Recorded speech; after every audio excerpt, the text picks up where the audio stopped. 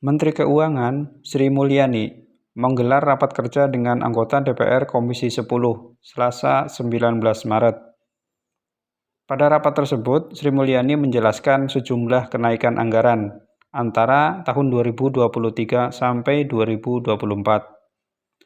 Sri Mulyani menjelaskan adanya kenaikan bansos dari tahun 2023 yaitu 9,6 triliun rupiah menjadi 22,5 triliun pada 2024. Kenaikan melonjak hingga 135,1%.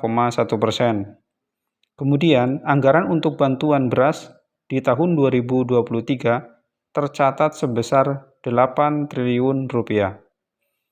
Sri Mulyani juga mengatakan akan ada bantuan beras di tahun 2024 untuk 22 juta masyarakat selama 6 bulan.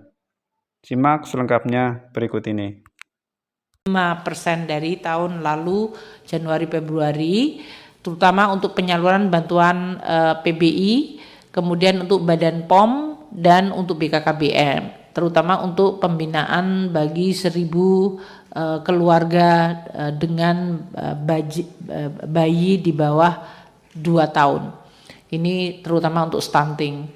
Kemudian belanja kesehatan Rumah Sakit TNI Polri mencapai 931 miliar. Belanja non-KL jaminan kesehatan ASN TNI Polri 1,9 triliun dan transfer ke daerah untuk DAU Irma Kesehatan dalam hal ini untuk biaya operasi kesehatan Puskesmas, Posyandu dan BKKBN itu mencapai 3 triliun rupiah.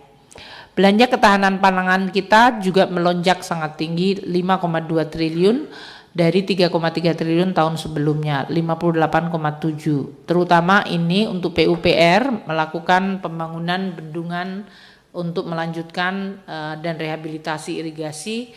Kementerian Pertanian 530 miliar untuk perlindungan tanaman pangan, KKP 470 miliar dan Bapanas yang mencapai 390 miliar untuk ketersediaan stabilisasi pasokan harga pangan.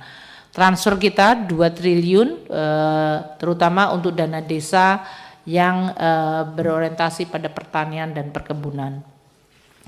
Anggaran bansos kita melonjak tajam dari 9,6 triliun tahun lalu ke 22,5 triliun atau naik 135,1 triliun persen dibandingkan tahun sebelumnya.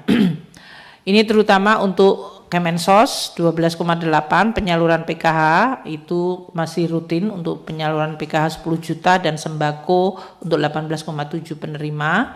Kemenkes 7,7 triliun untuk iuran PBI, Kemendikbud 900 miliar untuk program Indonesia Pintar dan Kementerian Agama 1,1 triliun untuk program Indonesia Pintar dan KIP kuliah serta BNPB 800 miliar untuk bencana.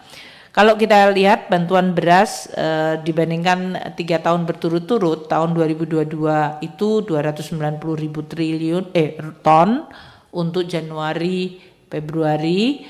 Untuk 2023 terjadi kenaikan yang sangat tajam, bantuan beras untuk 21,4 juta kelompok penerima selama 7 bulan.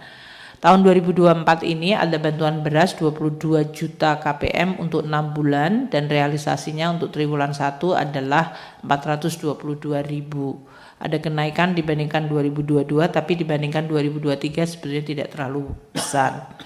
Bantuan pangan untuk daging ayam dan telur tahun 2022 itu diintroduce waktu harga ayam telur jatuh waktu itu, maka dilakukan intervensi membeli ayam telur dan dibagikan kepada 683.000 kelompok keluarga penerima. Tahun 2023 sekali lagi juga dilakukan intervensi dengan 1,4 juta kelompok penerima untuk menangani balita stunting selama 6 bulan diberikan daging ayam dan telur.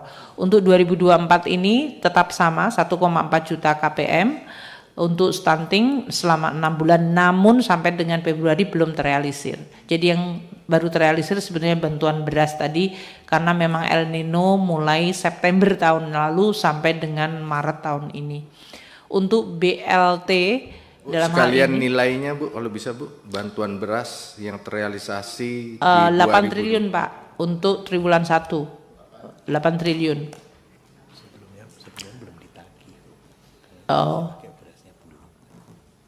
Pak Isa mengatakan kalau sebelumnya belum ditagih karena masih menggunakan beras bulog. Jadi biasanya nanti sesudah diaudit kita mendapatkan tagihan. Tapi untuk bantuan beras ini anggaran 6 bulan itu 8 plus 8 jadi 16 Pak. Untuk 6 bulan.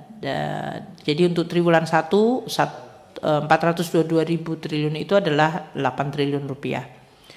Untuk BLT Migor dan BLT BBM itu kita introduce 2022.